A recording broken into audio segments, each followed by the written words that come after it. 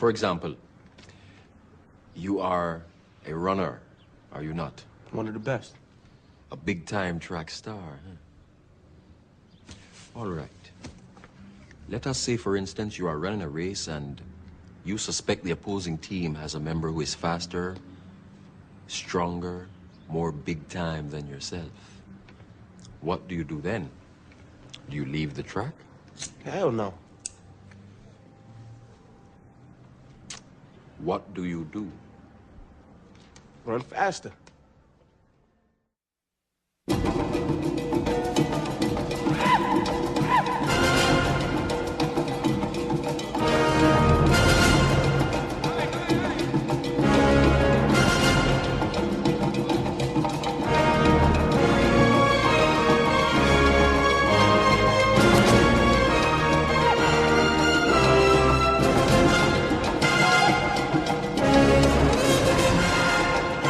Live from the belly of the beast with your host Assad Malik comes a radio show like no other, spreading black consciousness and fighting the forces of white supremacy.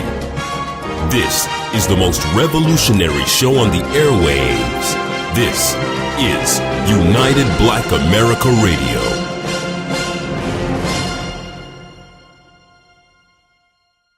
All right, family, welcome back. And today we're rolling out the red, black, and green carpet for a dynamic young member of our family, Brandon Jones, founder of the Jegna Institute. This brother has been a mental health professional in our community for quite a few years going on now. Also the host of his own podcast. I came across this brother when I was doing research on the mental health issues that we face in our community. And family, this is something that we've talked about in the past. Zaza Ali mentioned it. A number of our other guests mentioned it. In our work study course, we teach an entire segment on this underneath the metaphysical headline. So it's definitely relevant and it's important for members of our family. And we're going to get into a lot of different topics that are relevant to what we're doing here today.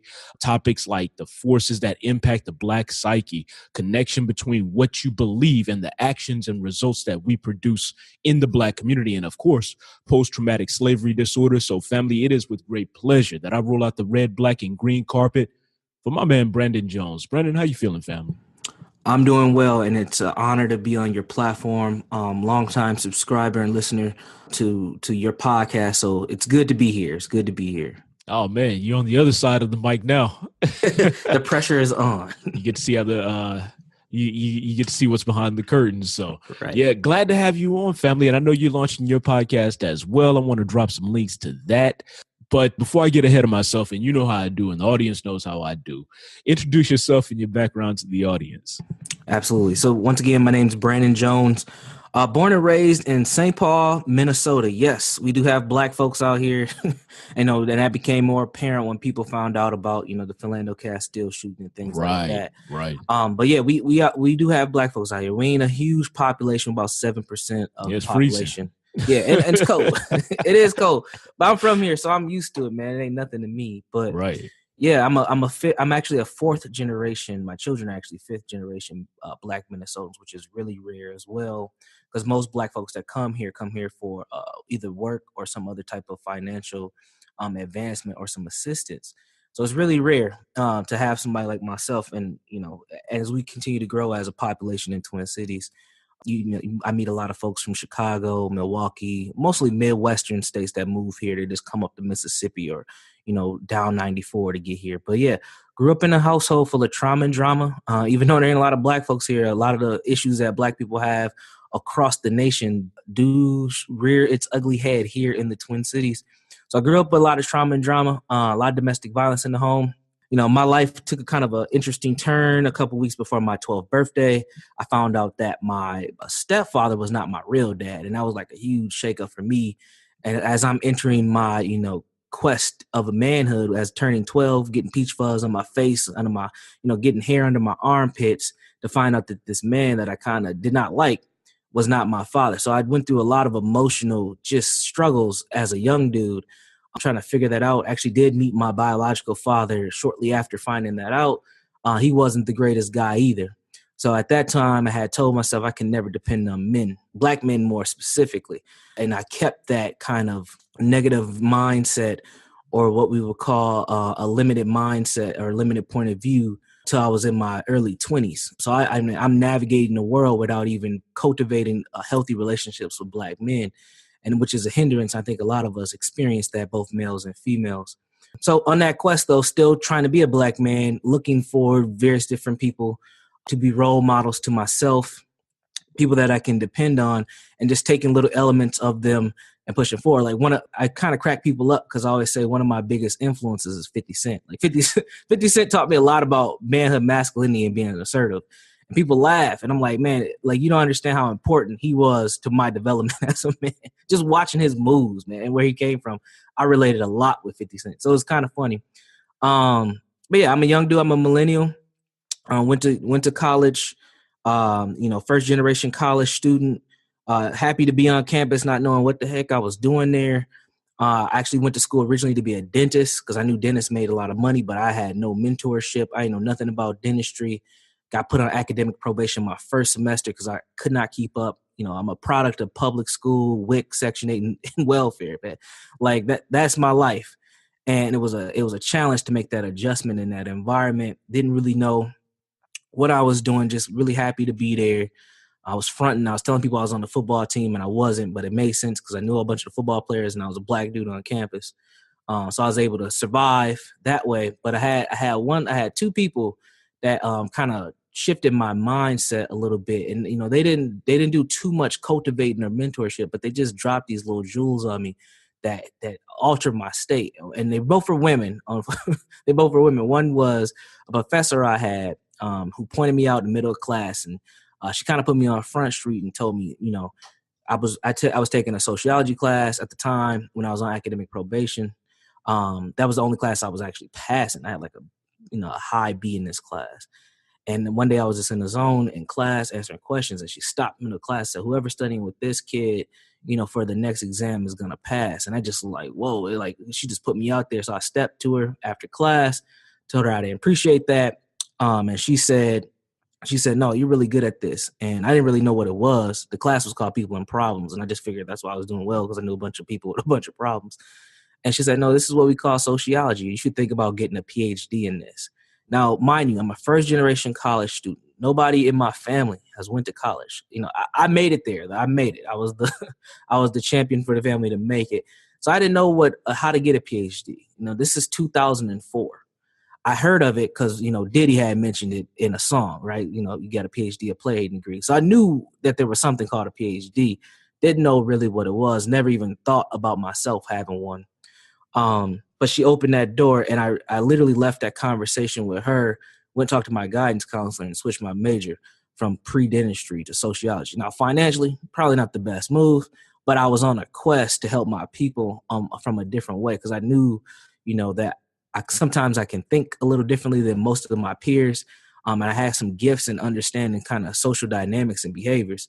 So sociology opened that up for me. And then the second person was I had an extra guidance counselor because I was on a special program where they let little Black kids come to big universities. So I had two guidance counselors. And my specialized multicultural guidance counselor, she was a Black woman. She's from North Minneapolis, which is where most Black people in the Twin Cities end up, is over north in North Minneapolis. And she had set me down. She had probably one of the realest conversations any professional's ever had with me. And she said, Brandon, you're a Black male. Look at the people you came into this college with. Most of these people are not going to be with you in the next 4 years, but you got to make sure that you're there. We can get you in, but it's really hard to keep you here and have you guys graduate. And that just blew my mind. And the crazy thing was, I graduated on time, and she was right. Like, from my high school, they brought us in a program. It was 13 of us. We weren't all Black males. There's probably about 6 Black males, and then the other 7 were females or other ethnic groups of males. But she was right. Only 6 of us graduated on time. 3 more of us graduated later, and the other 4 folks never even graduated, man. So, the statistics rang true. And I made it. And from there, I discontinued my education, went to grad school, got a master's in what's called in psychology, social psychology.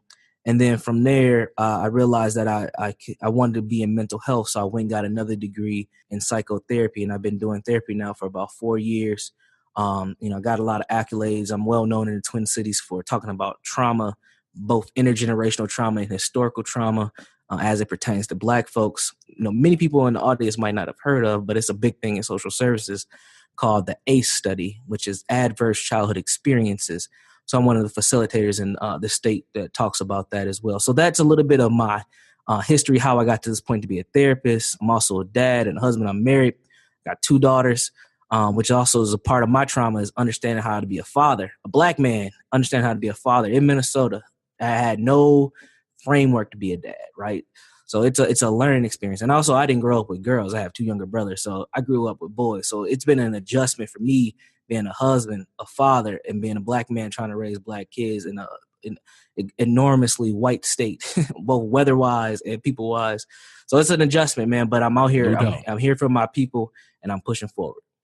I've always said a couple of things. I've said, number one, just because you go to college doesn't mean you're educated. It doesn't give you the ability to bring out a knowledge of who you are. And just because you go to college doesn't mean you should be applauded. It's what you do with that education afterwards that matters in the context of our community. See, we have a lot of brothers and sisters who take what they learn and take their new abilities and they run straight into the white world. All right. So this is a brother who has matriculated through school and then kept those skill sets right in the community for the benefit of the community, helping us resolve some very serious issues. Now, you mentioned 2 types of trauma. Before we get really into our conversation, there are brothers and sisters who might have never heard these terms. Do you want to break down those 2 types of trauma that you began to touch on? Absolutely. So the broader version of this trauma I'm talking about is called intergenerational trauma. And what this is the notion that when groups go through traumatic experiences, a lot of times we are, and this is just human nature, we will develop cultural norms to adjust to the situations that we go through. And we pass those kind of cultural norms on from one generation to the next. Now, unfortunately, Black folks have gone through what's called historical trauma. And usually when we talk about historical trauma, we talk about the legacy of slavery.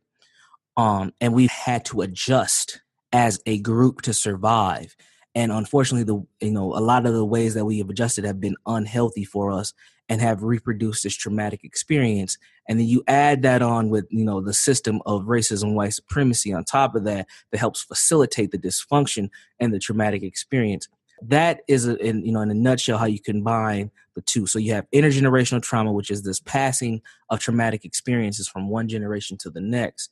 And then historical trauma, which identifies a mark in time where the trauma either began or was developed. So for us, it would have started with the transatlantic slave trade and a lot of the wars that happened on the continent of Africa. That's really where it started, but it was really systemized and institutionalized once we touched shore here in the Western Hemisphere. Right. So I see this 2 ways. I see this as being a collective experience that led to trauma, which is, of course, what we call the Ma'afa. That's the period of great suffering that began with the wars on the African continent that started in 1512 and basically continued until today. And then there are what we call generational curses, right? Some families have this term that they use, generational curse, like it's a generational curse that we've passed down throughout the ranks and throughout the ages. Is that a good summation? Absolutely, yes. That's definitely the way that as Black folks, we have talked about our intergenerational trauma, right? I mean, there's actually specific places that have like these really horrific things. Like I know in the DMV Baltimore area, they have a high level like child molestation and sexual assault in that area. Right. It doesn't get talked about in the Black community. Dr. Patricia Newton talks about this, right? So that is a intergenerational trauma that is specific towards one geographic area where we have a high density of Black folks. I mean, there's others too. I mean, we have this all throughout. You can look at sexual abuse is one that's easy to talk about because we don't talk about it enough, but we know it happens in the community. We can talk about domestic violence. We can talk about, fragmented families, mass incarceration. When you have generations of males, now even women, who go to prison, like grandpa was in jail, daddy in jail, I'm in jail. Matter of fact, I had a client. This is crazy. I had a client. He was locked up with his dad and his grandfather. And I'm just like, man, that is intergenerational trauma You Yeah, are definitely incarcerated. not unheard of. Definitely Right. not unheard of. And the thing about that is you become so clouded with the effects of that trauma that you don't see that as a problem. You feel powerless to affect those patterns of behavior. And so you just feel like it's your destiny. Right. It's normal. Everybody that I know goes through this. And that's the framework, right? So you're not doing anything out of the norm, so it must be okay. And then going back to your story, becoming a PhD candidate was outside of the framework of your reality, right? Right. Until you had someone intervene and kind of start pointing you in a better direction. They were able to point out some of your strengths. They gave you an outlet for those strengths that were productive. Talk a little bit about those who are going through generational curses can have some type of outside force introduced to them that'll either disrupt their negative patterns of behavior or how they can educe that within themselves. Because to me, that seems like something you're asking a lot of a person who may not have the skills, may not even realize that they're in destructive patterns of behavior to change those patterns of behavior of their own accord. So what is it going to take? Great question. Great question. Three things come to mind. The first thing, and two of these are going to be kind of simple solutions that most people are going to be like, what? Like, how's it going to help me deal with my trauma? But it will. The first one is what they're already doing. If they're subscribed or they're listening to this broadcast, they're already starting to inform themselves with information that goes against the common narrative that we have as Black people. The things that you talk about, the things that I share in the circles that I'm in, these are not common narrative and talking points that happen for Black folks. So informing ourselves is very important. The second thing is exposure to different environments.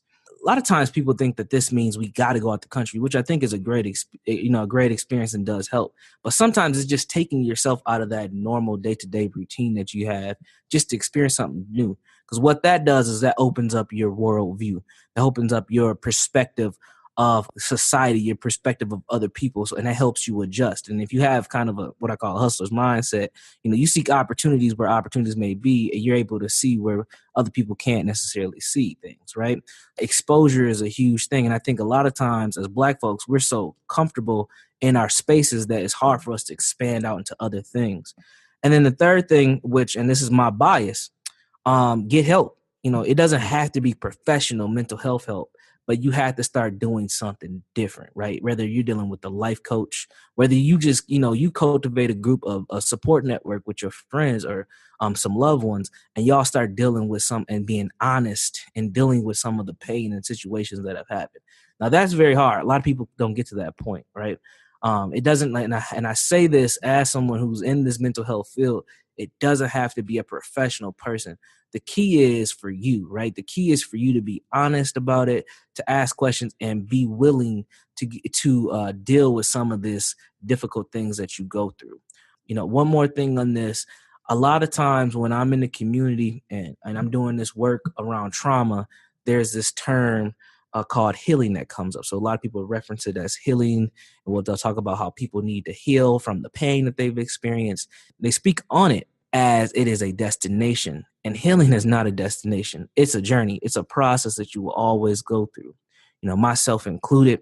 I've seen a lot of horrific things. I've seen my mother in some very, traumatic states, due to domestic violence. Those memories and those things are never going to go away. But I have learned, I've dealt with them both on a professional, and I went to therapy myself, but also on a daily basis. I work on myself to make sure if I ever get triggered, or if those visions come up or whatever, I have coping skills. I have skills to address those things and keep moving. And also I have awareness of what it is. Now, early in my 20s, I didn't have awareness, but yeah, go ahead. No doubt. So I want to talk about awareness, and I want to talk about coping skills. So first of all, how does one develop an awareness that they need to do some work on themselves?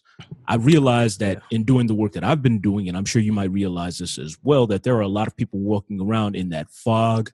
They don't identify with the negative outcomes that they produce. They don't realize that they're suffering from trauma.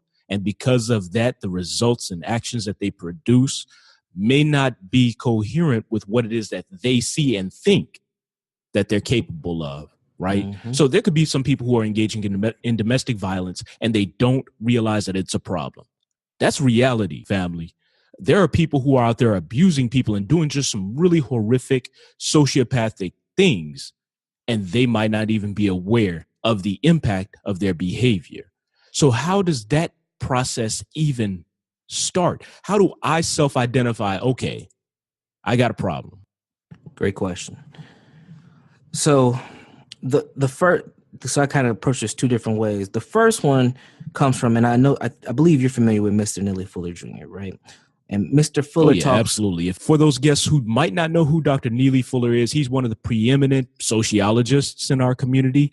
He wrote a number of books, including The Compensatory Code, and he gives us a blueprint for what white supremacy is and what white supremacy looks like. So go ahead, pick it back up. I hope I didn't break your flow with that. Oh, no, no, you're all good.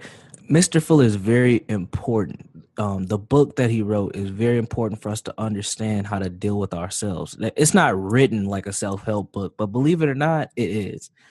And one of the big things that's very consistent in the things that Mr. Fuller talks about and in his book are the results of what you do constructive or non-constructive? Not good or bad, not beneficial, but is it constructive? Is it working? Right?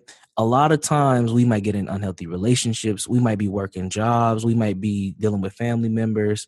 We might be doing things that is not beneficial to our well-being. And sometimes you have to make a determination. Is this a constructive result for me? Like, what is this doing for me? And if it's not, that's the awareness piece. You have to be honest with yourself and let yourself know, if this is not working, I need to make a change. And sometimes that change comes with a great sacrifice, like cutting off family members. Like, how do you stop talking to mom, right? And mom is very unhelpful for you. Like mom's draining your bank account. She's stressing you out.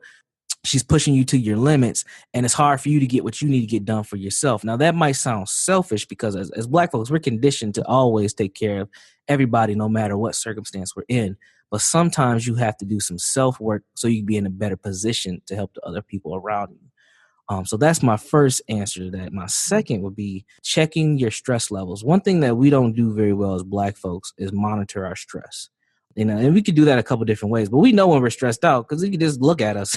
Sometimes we'll just tell you. Right, definitely. And a lot of these brothers and sisters out there that are suffering from high blood pressure and other medical issues, that's a direct result of nothing more than stress. Now, all of us can eat a little better, me included, and I'm making a vegan transition. But a lot of you will, by managing your stress, and I think we're going to get into coping skills, so I'm not going to steal your thunder, but by managing your stress, you can begin to mitigate the effects of a lot of these other illnesses that you're suffering from. But what are some stress markers? So, okay, we can look at ourselves. We can tell that we're stressed.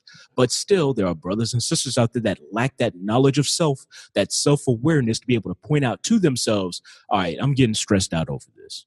Right. Typically, what I say if to analyze your stress, look at what I call extremes. Are you sleeping way too much? Are you sleeping way too less? Are you eating way too much? Are you eating way too less? Like, are you on these two different spectrums of these categories? So sleeping, eating, your relationships. Do your relationships seem phony because it's all good and it's all good? Or are they super chaotic, right? Because they're just dysfunctional. If you're on the extremes of a lot of these different markers, typically you're stressed out. Do you feel like you're working not enough so you don't got no money? Or do you feel like you're being overworked at your job or what you do? Or do you feel extremely stressed out because you're trying to be an entrepreneur? Or are you extremely stressed out because your products aren't necessarily put together correctly? Or you got too much merchandise and you don't know how to move it? Like, where are you at on these kind of extreme levels of the continuum? That's how you measure stress. When you look at kind of stress-related diseases, Black folks are usually top 3 in those areas, no matter what they are. And a lot of that has to do with living in the system of racism, white supremacy. Absolutely. And a lot of it has to do with we have not adjusted correctly to the system. And since that, we built a culture around surviving and not a culture around evolving. And since we're just trying to survive, we just do what we need to do to make it to the next checkpoint. And that type of living is stressful as well. True indeed. True indeed. We could spend the whole episode talking about this one point. And to be honest with you, I don't think we've even gotten into the questions because this is such a nuanced and important issue. We might have to have you back on. But okay, for those brothers and sisters that are able to identify, okay, I need some help and I need to start by coping with my stressors, right? I need to start by developing some coping strategies. What advice could you give those, especially those who are currently in those negative environments? They don't have a way to get out. They don't have any transportation. They don't have the means of liberating themselves from whatever that negative environment is right now. It could be an abusive relationship. It could be one person packed into a home of 5 negative spirits, right? So what are some coping strategies? It could be brothers and sisters who are surrounded by white supremacists at work and they know it. So how do we cope with our stress? Yeah, context matters, right? So I'm going to try to give some general answers, but context definitely matters because depending on your situation, kind of depends on how you will move, right? But I'm going to try to give some general things. A coping skill that often gets, white folks do this all the time. They love this stuff, especially liberal white folks, but we can get into all that. But they love mindfulness. Now they do it in ways that are very Eurocentric. They just take what they want from other people's culture and make it their own. But meditation's good, right? We talk a lot about meditation, and most people I know, they're like, man, I can't meditate, but you really should take that time, even if it's 3 minutes. I try to start people off very small, 3 minutes of silence. Now, it's hard for a lot of folks to get away to do this. So sometimes I just say, get some soft music, go on YouTube, type in massage music. That's what I tell people to type in. And you'll get like the music they play at massage parlors if you ever go get a massage. Very soft music. Turn that on, put some headphones on, close your eyes and sit up straight. So soft music. Yep, soft music. If you can't sit in silence, because some people just can't do it, put on some soft music, sit up straight, like what we call sit with dignity. Close your eyes and just take 3 minutes to just let your mind rest. That's a coping skill, right? Another thing that I talk about is developing your social and emotional intelligence skills. And this is something that's, it takes work. And these are solutions that are more simple than people think. But this is coping. This is coping. Mm-hmm. So social emotional intelligence is divided into kind of 4 categories. So you have self-awareness, social awareness, self-management, and then what's called social skills or relationship management. And then for self-awareness, what I typically tell people is the first thing you got to do when you are trying to be self-aware is you need to slow down. We live in a society that is very task-oriented. Got to go from one checkpoint to the next. You got to just keep moving. It reminds me of the game Sonic the Hedgehog, where you just hit a checkpoint, you run to the next checkpoint. That's how kind of our lives are set up.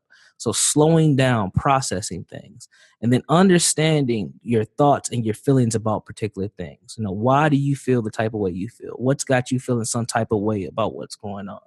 And then processing those emotions. Why are you frustrated with your partner every time they give you that certain look or they say something to you? Why do you hate going into your job every day? What exactly is it about it that has you feeling the way that you feel? When you start to do some of those deeper dives, that's what self-awareness does. But it only works if you slow down. So you have to kind of slow yourself down. And I think meditation is kind of helpful for that because it allows our minds to literally rest and for us to process some of these thoughts and feelings that we have. And like I said, start off small, 3 minutes. Typically, it'd be good for you to have 10 minutes of meditation a day. Just 10. That's all it takes. Just like 15 minutes of exercise physically for your body every day does wonders. 10 minutes of mindfulness does wonders for people if they do it daily. So that's one level is self-awareness of social emotional intelligence. The second level is social awareness, right? And this is about being able to stay control in a kind of a social manner. Now, sometimes things ain't in our control. Right? The police pull you over. You don't know what's going to happen. You got to just do the best that you can do to make it home safely in that interaction. Right? But trying to stay in control of yourself is very important. And that's how you impact the social piece around you. Right? And what I say is when you want to stay in control, first you got to understand what are your values, right? What do you value? That's going to help keep you in check. Do you value your children? Do you value the income you make? Do you value your people? That's going to help you stay in control and to monitor and manage what you're trying to do. So knowing your values and why those are your values is very important. The next thing, and this is one that's very huge for our social awareness, is holding ourselves accountable. As Black folks, we are very good at trying to hold everybody else accountable for what's wrong with us collectively, but we got to do our part first. You know what? That's such a powerful point. I do want to interject just real quickly. When I'm teaching leaders in our organization, one of the principles that I teach them is accountability. Everything that happens in your sphere, in your cipher, in the world around you is your doing. You caused it to happen. Now, some people may say, well, how is a police officer pulling me over and then wrongly incarcerating me something that is of my doing? How is this abusive relationship of my doing? I have people under me that aren't performing. I have people around me who aren't fulfilling their promises. How is that my doing? And we can get into that. The power in making that statement is that puts you in control of everything in the world around you. And if your intentions are good, you can start changing those circumstances for the better. Now, you're the professional here, and this is why I brought you on. Mm-hmm. So I just want to stay with accountability first. So the questions that I propose, those hypothetical questions, what would be the answer to that? If I'm holding myself accountable for everything that happens in my environment, how do I hold myself accountable for being put in an abusive relationship? How do I hold myself accountable for finding myself in a system of white supremacy when these things are coming at me from third parties? Yeah. Now those are two different answers to both of those questions for me. I already know. So, yeah. So how do you hold yourself accountable for being in an abusive relationship now? All right.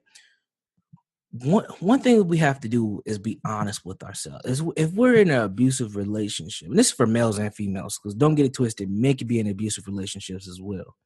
You gotta be honest with yourself and ask yourself, do I deserve this? Right? Not why is this person doing this to me? Not that. Not what's gonna happen next if I stay. Do I deserve this? You gotta have some level of self-esteem and some self-honor and integrity to say, do I deserve this? And if you don't, then your next question should be, how do I get out of this situation? Right. And there's a lot of other factors. It's not always clean like that. But these are the things you should do a self-check on and hold yourself accountable, is asking you, do you deserve this? Do you have enough self-esteem and dignity to deal with that type of, abuse? Now, when it comes to living in a system of racism, white supremacy, and, how do you hold yourself accountable on that? Once again, I would say back to being honest, right? One of the biggest challenges we have as Black people is being honest, even to say that we live in a system of racism, white supremacy. Now, it's become more common to even hear that term, white supremacy, as a talking point, because when I dived into the conscious community 6 years ago, white supremacy was just almost something exclusive to us. And now you hear it on mainstream TV, which blows my mind. You know what? When I first started doing this podcast, one of the things that everyone admonished me to tiptoe around was using that phrase, white supremacy. And this is back when websites like Stormfront were up. And so white supremacy was very real. You had reference points. It just wasn't spoken in public, right? We were one of the very first platforms. I'm sure there were some other platforms out there, but we were the platform that introduced that phrase. And then, of course, you had other people like some documentary producers out there who took it to the next level. But I'm taking credit where I shouldn't be, because it was really Dr. Neely Fuller who's been talking about white supremacy for decades. He inspired people like Dr. Francis Cress Welsing. Right. But all this falls within the field of Black psychology sociology. Right. And then, of course, you have Umar Johnson, who's a psychologist as well. Mm-hmm. So Dr. Joy DeGruy-Leary. Yeah, absolutely. But we got to be honest about that, right? So now that it's become a term in kind of the national narrative, we got to know what they do, right? Know what white folks do. Once they start introducing things, they will reduce the threat in that term. That's why it was so underground, because it highlighted what they are. So watch how they spin the narrative on what white supremacy is. So now everybody's using the term, so it loses its meaning. So be very careful with that. But being honest about it, what is it, right? It is people calling you the N-word in your face. It's burning crosses. That's the overt version. But the covert white supremacy is what we're dealing with now. We're in a very refined system of racism, white supremacy now. And that's the piece that we're very ignorant on. So how do you hold yourself accountable? It's understanding how refined white supremacy works, right? And it's in policy. It's in decisions that are made on school boards. It's in zoning. It's in these things that we need to educate ourselves in. Some of this stuff is political. Right. Some of this stuff is financial. Some of this stuff is just daily planning things that we actually could change if we were involved in at the table. Like I honestly believe that, because I'm in some of these circles where I can influence decisions, and I'm just one. So I'm like, man, if I can get 6 of us up in this room, we might be able to make some things happen. And I'm in Minnesota. There ain't a lot of us, right? That's all it takes. And when you're talking about how white supremacy works, of course, the audience who is initiated, they know that we talk about the weapons of white supremacy, miseducation, miscegenation, murder, fraud, prosecution, integration, infection, intoxication, things like that. Gentrification is a new one when you're talking about zoning laws, when you're talking about, there's a phrase that's going on around environmental justice, and it's been going around for years. Well, that's intoxication. Intoxication is consumption of any harmful substance. That's food, water, air. Yeah, those are the weapons of white supremacy. And the reason why it's important for us to put a target on them is because, first of all, we want to separate the people from the behavior. We're not racist, and we don't think that all white people are out to get us. All right. But it's a possibility. But when we target certain behaviors and we target certain actions and we target the mechanisms of the system of white supremacy, then we can bring that system to its heels, at least as it relates to us, right? Because we can't keep building if somebody comes along and destroys what we've worked so hard to build for decades and centuries. And of course, we all know about Tulsa, which is Black Wall Street and what happened there. So we've got to work diligently at stopping the system of white supremacy. And that is something that we can take responsibility for. See, it's outside of your control when someone is doing something to you, but it becomes within your control when you can do something to affect change, when you can do something to protect yourself, when you can do something to mitigate the damages caused by that system of white supremacy. Right. And also disarming it, right? There are things that we can do to help curb some of the systematic things that have been set up for us to fail and for other people to benefit off our failure. Like, we don't have to fill up prisons. We don't. If we adjust it collectively and stop some things, then they would have to make their adjustments to keep their system going. But if we continue to be dysfunctional in our behaviors, they'll just do what they do. And I'm not saying that all white people do this, but they all benefit from a system that was created by their managers. Absolutely. If we're being real, family, I mean, let's not help the system of white supremacy along. Yes, prosecution is used as a weapon. Yes, we have the new Jim Crow. Don't make it easier for them. Yeah. Right. Don't engage in behaviors that you know are going to have a negative outcome. No raping, no robbing, no pillaging. Right. Let's not help the system along. But go ahead, family. No, I mean, you're right on point, man. Like, you know, there's some that we have the ability to make choices that can better ourselves collectively. That's not being racist. That is self-interest, right? And we have choices individually, and we have choices as a collective. And we have to make sure that when we're making these choices that they're constructive. And if they're not, then we don't do it. And that's just something that we have lost.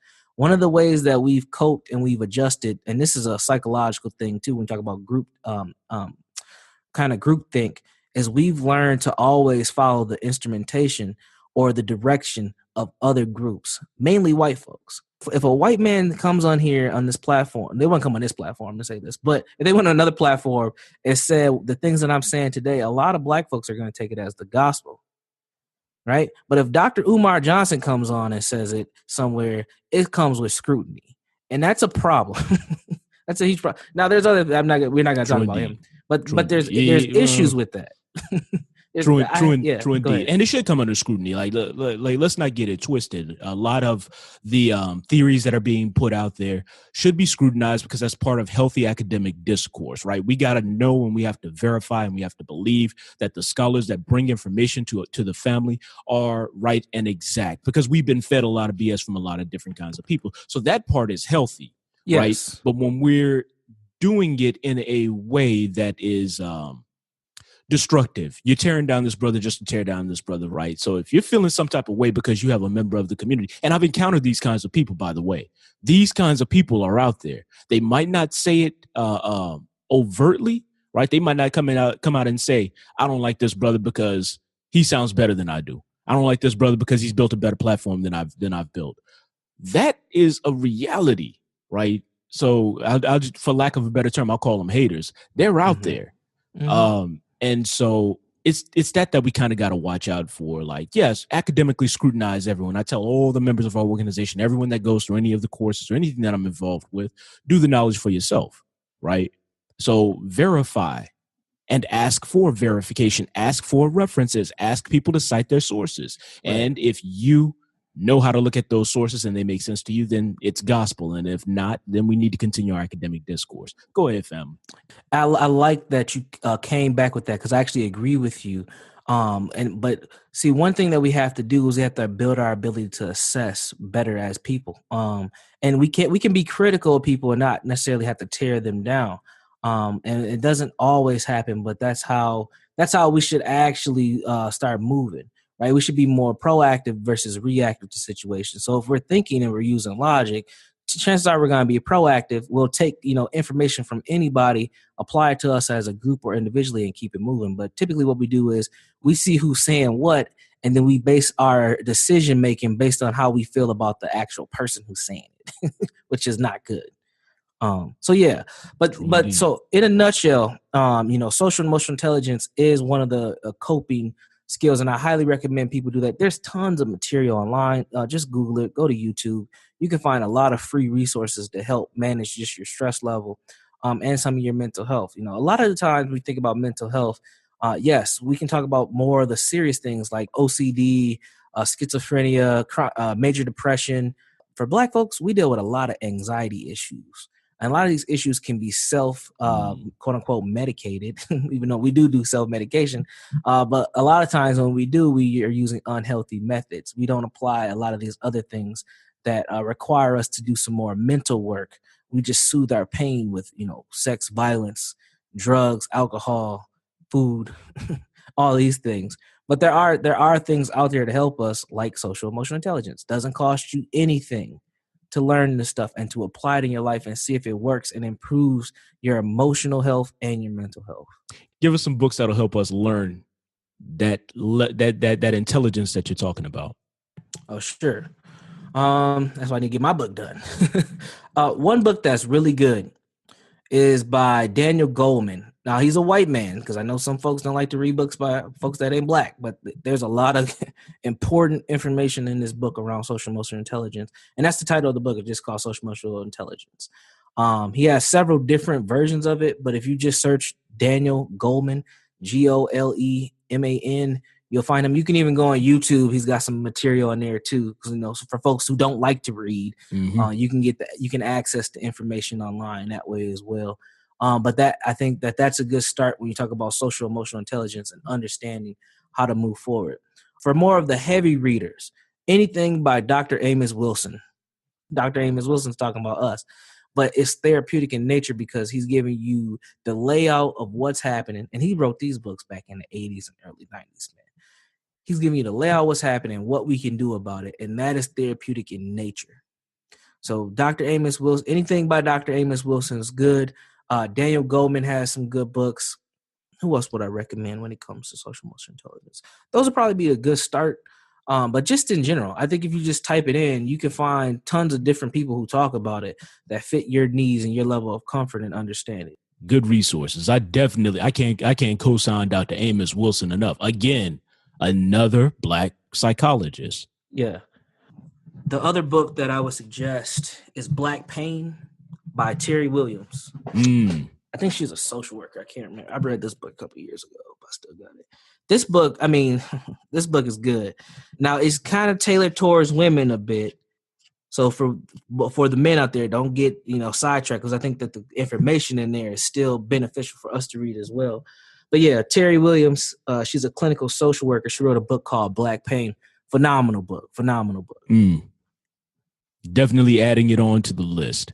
So as we get close to the end of the interview, first of all, did you finish up your thought from that previous question?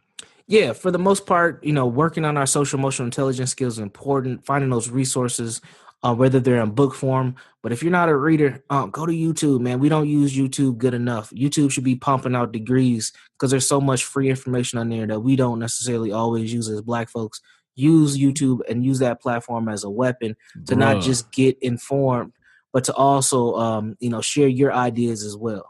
Right. We had a guest on a few episodes back. Maxwell made his first $21,000 in wholesaling real estate through what he called YouTube University. Yeah. So many of you all go to YouTube and you're watching either Conscious Debates, Signetter TV. No diss on Signetter. All right. Some of y'all came into consciousness through Signetter, but it's a little sensational at times. So I definitely agree with you there. YouTube is a powerful tool. There's no excuse. How do I ... no one should be getting any of those questions because of the amount of information that's out there. Now, how do I decipher which practice is going to get me to my goal for the fastest, which is the most right and exact for melanated people? That's a question that we should start raising, but there's no shortage of information. As we get close to the end, I've always said that we shouldn't be looking at the results that we produce as a community per se. All right. Because the results are just a product of our thoughts and emotions. And our thoughts and emotions are just a product of our beliefs. So if we truly want to impact our communities, then we need to look at the beliefs that we hold about ourselves and our community and the world around us. So my question is, can you just build on that thread? Can you build on the connection between one's beliefs, emotions, thoughts, and actions? And what does that connection mean for the Black community? Absolutely. So, this question reminds me of Dr. Frances Cress Welsing, and she talks about that our thoughts, speech, actions, emotional responses, and our perceptions help determine how we move as a people. So our own core beliefs are going to dictate our behaviors. So it's important to formulate what our core beliefs are. And that might be different for different people, but the main thing that I try to do in anything that I put out is get people to think about, is it constructive or is it non-constructive? If your core belief is that working out is the solution to Black people's problems, okay, that might be constructive for a lot of us, but what are you going to add to it? Or who can you connect with who has a different core belief that's somewhat in line with yours, but it also helps build the community moving forward?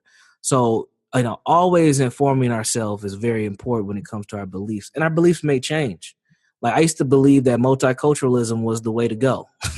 That changed. I don't think that that's the way to go. I think that we need to learn. But now I have a core belief that we need to think globally as people, right? So everything that I do, I start here in the United States, but I try to reference and get people to think about, what does it look like in 2025 with Black folks when we over in China working with the Chinese, right? See, multiculturalism is a little different than that. When I'm talking about having a global presence as an individual, how do we do that, right? How do we work interchangeably with other folks? That's a core belief that I have.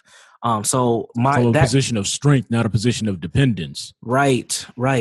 And that's what we have to do, because that affects my emotions. So I can't get mad when something, doesn't happen my way, because I have to learn from that experience and keep it moving so it can fit back into my core beliefs. So our core beliefs are important. A lot of people don't know what their core beliefs are. So here's an exercise for you. Here's a little cognitive behavioral therapy exercise.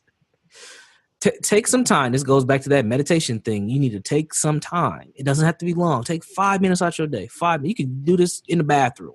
Get a pen and a piece of paper. I know people don't have it anymore. I know you're on your phone. So if you glue to your phone, get your phone, get whatever note app you can on your phone, and just try to list 10 core beliefs. Now, most people ain't got 10 core beliefs, but just try to get 10. And of those beliefs, think about, is this a constructive belief or is this non-constructive? Is this belief helping me or is this belief not helping me? And what can I do to improve this, right? That's cognitive behavioral therapy. That's you thinking, first you're going to have emotional response to the things that you've already seen. You're going to have a thought, then you're going to have an emotional response, and then it's going to lead to an action. So yeah, what are your core beliefs? We got to know what those are first. Chances are it's going to be something around finances, something around family. It might be even something around education or employment. Then it might be something around a legacy. Like, what are you trying to leave behind? And most people don't know what that is because we're just so used to going from, one thing to the next day by day. And that's what trauma does. It makes everything about the moment. But just processing that out and having a thorough understanding of what your actual core beliefs are is very important. Well said, family. Well said. And we teach initiates in the conscious community to divide those up between 5 elements of life, physical, metaphysical, resources, relationships, and academics. So you right on target, and we're on the same wavelength. And this hour definitely flew by. We would love to have you back on in the future if you're going to be available to get really deep into some of these, because my whole purpose was to give brothers and sisters an overview of this field, an introduction to mental health and the Black psyche, because these are phrases that people throw around a lot. Right. But when we really get into the weeds of it, I don't think enough people have a working knowledge of that field. And by working knowledge, I mean, can you make this practical to you? Are we just mentally masturbating and talking about the Black mind, post-traumatic slavery disorder, generational curses, or is this something that I can apply to my life to make me a more integral and healthy part of nation building. And so I definitely want to have you on, family. But let the audience know how they can support you, what you have going on. Talk a little bit about the Jegna Institute. I don't even think we got into the topic of what a Jegna is. So if you want to build on that, Yeah, we didn't. The floor is yours. All right, cool. So yeah, Jegna is a term that a lot of folks haven't heard of. A lot of folks even struggle to pronounce. They say Jenga like the board game, but it's Jegna. It translates. It's an African culture term that comes from the area that's now known as Ethiopia. And what a Jegna is a person who's still growing, still learning, and still with potential, and attempts to do, positive things in the community for themselves and for the community in general. So it's more than a leader. It's someone who, they stand on their own, but they also have the awareness to do something for their community. And that's what I try to do with all my work, is build Jegnas from a therapeutic standpoint. How do I help you move from this point of depression or anxiety that you're at now to a point where you stand on your own, you understand what you've been through, and now you're trying to build something for your future. So the work for me is very important, because a lot of the principles and things that I talk about are things that I put myself through too, just so I knew that when I'm teaching anything, whether I learned it from the institution of therapy or not, that it actually is culturally relevant and responsive to my people. For me, that's a long answer of what the Jegna Institute is. You can find me at jegnainstitute.com. That's my site. You can check out my podcast, which is this Jegna podcast. And Jegna is spelled Jegna, Jegna. You punch that into YouTube. You can punch that in Google. You most likely will find me on there. Also subscribe to my YouTube channel, because I'm about to put a lot more content on YouTube as we move into 2018. So you're going to expect to see a lot of videos from me, as well as audio content. So those are the main places that you can find me. On social media, I'm at Universal Jones on Twitter, Instagram, and Facebook, whatever works best for you. Twitter, Instagram, and Facebook at Universal Jones. No funny spelling. You should be able to find me.